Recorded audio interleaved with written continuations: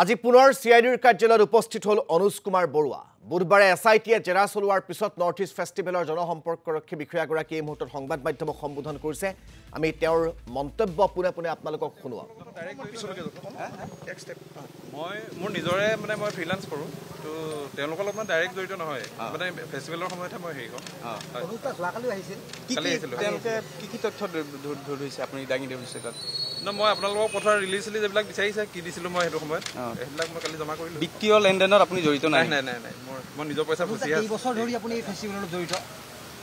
পিআৰটো মই কৰোঁৱেই শিকে ফেষ্টিভেলৰ সময়ত মই পিআৰটো কৰোঁ মানে 8 ইয়াৰ্ছ 9 ইয়াৰ্ছ হ'ব নাই প্ৰথমতে আছোঁ এবাৰ আপুনি ছিংগাপুৰত আছিলে নেকি আছিলে কি হৈছিলে পইচা বাকি আছে নেকি শ্যামকান্ত নাই অলপটো দিলে চলে ন এতিয়া এইবিলাক কৈ লাভ নাই আৰু শিকে আৰু এটা অভিযোগ আছিলে যে জুবিন গাৰ্গৰ মৃত্যুৰ পিছত নৰ্থ ইষ্ট ফেষ্টিভেল চলি আছে ছিংগাপুৰত এই বিষয়টো কিমান দূৰ সত্য হয়নে চব প্ৰথমৰ দিনা যেতিয়া আমি খবৰটো পাইছোঁ মই তেখেতক ছাজেষ্ট কৰিছোঁ কেঞ্চেল কৰিবলৈ সেইবিলাক মই জমা কৰিছোঁ আৰু কেঞ্চেলেশ্যনৰ সেইটোও দিছিলে হাই কমিশ্যনাৰে আৰু তাৰপৰা মই যি ঘূৰি আহিলোঁ হোটেললৈ মই আৰু তালৈ ঘূৰি যোৱা নাই গতিকে তেওঁলোকে পাছত কি হৈছে মই সেই বিষয়ে নাজানো মই কিন্তু নাই মানে আপোনালোকে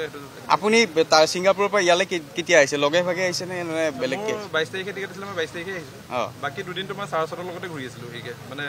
চাৰচত গৈছিলেতো ইয়াৰ পৰা মই আছিলোঁ চানটেক কনভেনশ্যন চেণ্টাৰ মানে ইয়ৰ পাৰ্টিটো আপুনি অৱগত আছিলে নাই যে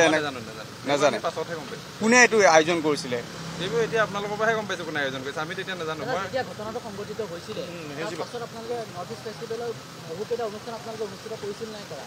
মই তাকে ক'লোঁ এতিয়া মই কেঞ্চেল কৰিবলৈ তেখেতক ছাজেষ্ট কৰিলোঁ কিন্তু নকৰিলে আৰু ইণ্ডিয়ান হাই কমিশ্যনে কেঞ্চেল কৰিলোঁ বুলি ঘোষণাও কৰিলে আৰু মই গুচি আহিলোঁ তাৰপৰা আৰু সেই ছেকেণ্ড থাৰ্ড ডেট মই কিন্তু একেবাৰে যোৱা নাই কিন্তু অভিযোগ উঠিছে যে তাত ফেশ্বন শ্ব' এটা চলিছিলে জুবিন দাৰ ঘটনাটো হোৱাৰ পিছতো বুলি সেইটো আমিও দেখিছোঁহে কিন্তু মই ক'ব নোৱাৰিম সেইটো আপোনাৰ হেৰিয়ে জানিব কি কয় চাৰস্বতৰ লগতে মই ঘূৰি আছিলোঁ আপুনি সিমানকে হেৰি কৰক এতিয়া বাইকখিনি মই পাছত ক'ম কিবা থাকিলে থেংক ইউ